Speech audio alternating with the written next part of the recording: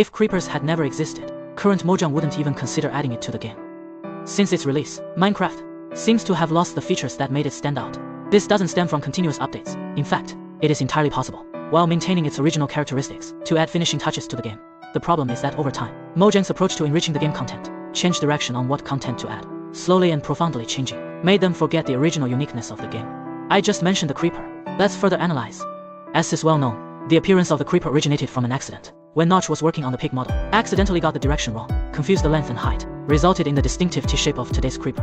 Mojang was very fond of this shape, combined with their behavior of approaching players, and then exploding. Thus the creeper was created. Early in the game's development, updates seemed to be based on what looked cool, or the idea of let's add this. Ghast, Enderman, Nether, End. All likely follow this approach. Good ideas in betting concepts and implementation. If it works, put it in the game. Compared to today's game updates, the update approach is similar to not making major changes. Under the basic experience conditions, what additions can maximize the improvement of gameplay experience? I can understand why Mojang did this, but the result is abandoning the game's original appeal. Why I say the current update won't add creepers. If it never existed. The reason is that the current Mojang's approach seems a bit too extreme.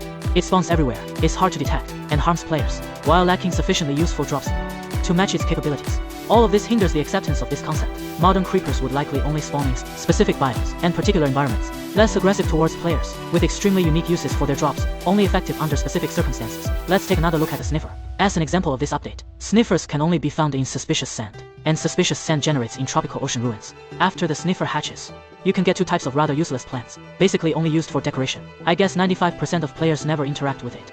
Obtaining it is very difficult, but the benefits are unclear. This is quite unfortunate. After all, the concept of the sniffer is quite good. It is an ancient creature that detects mysterious seeds. However, Mojang didn't dare to make it too eye-catching. They didn't dare to make the seeds useful. Ultimately, they never intended to introduce things that would overturn the core gameplay experience. Mojang's update strategy is too conservative, unwilling to deviate too much from its original style.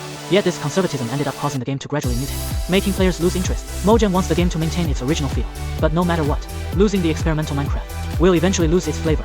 Creatures are only part of the problem. The game's former aesthetic style also faded away. Place old and new Minecraft images side by side. Although both are Minecraft, the old version looks more aligned with most players' visual impression of Minecraft. It reveals the game's fundamental aesthetic style. The new Minecraft is clearly still Minecraft, but it lacks the characteristics of the old version.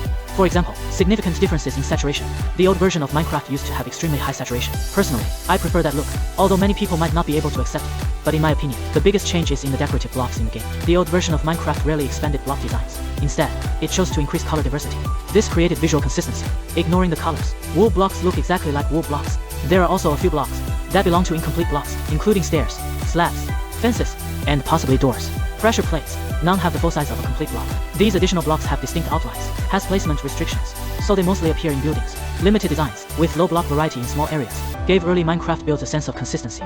Regarding decorative blocks, Mojang has shifted focus from increasing color options to enriching block types. See how many substantial blocks you can craft in the game. These things are good. I don't mean to dislike them, but as the details became increasingly intricate, the core aesthetic style of the game was diluted, slowly lost its charm. For a period of time, due to limited textures, Minecraft's textures are iconic. Since textures became more abundant, the original distinctive features gradually faded. Nowadays, no newly textured block can surpass the grass block or the original ones. Increased diversity of blocks. The removal of block placement restrictions also has negative side effects. To some extent, it reduces the original visual appeal of Minecraft. The level of detail achievable in constructions now makes the game look less like the old Minecraft, at least in a different way. The original heavy blocky appearance of the old version is no longer seen in the new version. I am not saying the new block types and removal of placement restrictions are bad. Actually, in theory, this is a wise choice. I can understand the reason for doing this. I just feel that as the game's scale increases and the content grows, these expansions have negatively impacted the aesthetic style and how to maintain the game's unique appeal.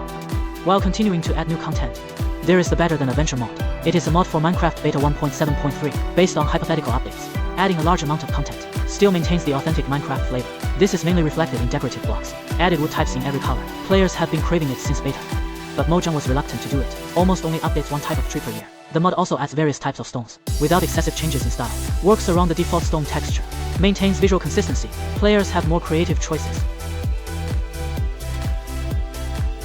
After all applications, it still feels like Minecraft. The mod also adds many things. I sincerely recommend everyone to try it, especially those dissatisfied with the current version of the game. As for how Mojang should add new creatures, you can refer to the artist Nantam, able to create unique and interesting creatures. Matters in the early version of the game.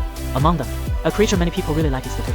Not just because of its appearance, but also its abilities. It runs up to players, snatches items from their hands, and puts them on its face.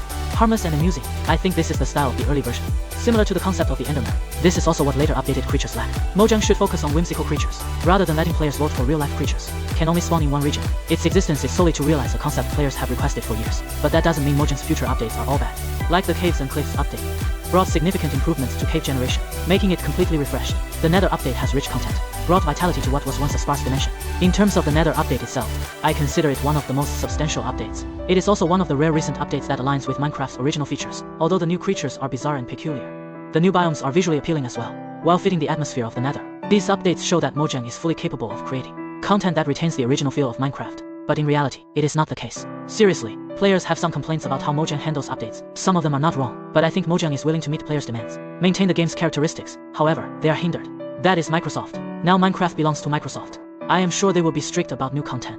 They are likely to restrict developers from changing too much some of the updates they requested. Mojang felt the game experience had deviated somewhat, but it was hard to refuse. One of the reasons why the Nether update was so good, I think it is because Microsoft is more tolerant of this dimension. The Nether doesn't carry the baggage of the overworld.